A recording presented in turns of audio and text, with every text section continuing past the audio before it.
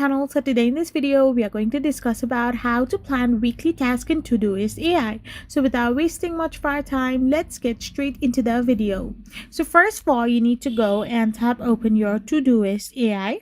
Once you simply tap open your Todoist AI, you need to simply tap it on. You need to log in into your account, and now to plan weekly tasks with Todoist AI, you need to often integrate it with LifeStack or built-in features.